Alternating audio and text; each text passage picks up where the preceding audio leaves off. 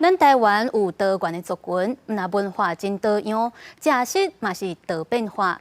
所以，对今仔日开始就举办台湾美食展，有来自各部会、各大企业的单位，做伙来展出在地特色的食食文化。总统赖清德嘛有去到场，希望这会当成做咱的观光特色。冰冰凉凉的珍珠奶茶，这么烧热的天气，唔但台湾人爱啉，在国外也真出名。有台湾文书作家表示，其实台湾的珍珠是模仿来自东南亚的西国美做的。为这段历史，就通知影台湾是移民社会，由多元族群组成。咱上早是从为印尼进口入来哦，足几十户啊吼。咱这边讲的迄个西米露啦，咱做一条足细粒的哦，就是西米露。啊，尾有咱台湾有产那个番薯，咱有番薯粉做，有做较大粒出来。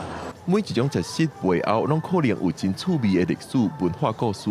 8月初2到初5举行的台湾美食展，文化部展区以沙白鱼、蚵仔、山影、牛肉甲珍珠奶茶5种台湾味的美食，紹介台湾的食食文化。总统赖清德讲，台湾丰富多元的食食文化，通互咱对外宣传观光。因为吃在地的美食，多一分味道。什么味道呢？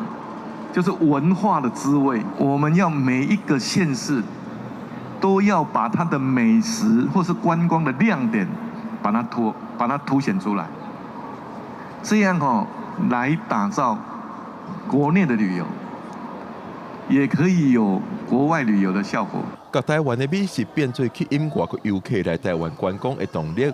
台湾美食在现场也有各地方政府的单位，体现各县市的食食特色。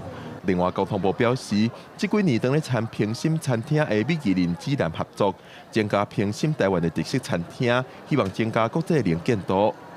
记者郭文正由台北报道。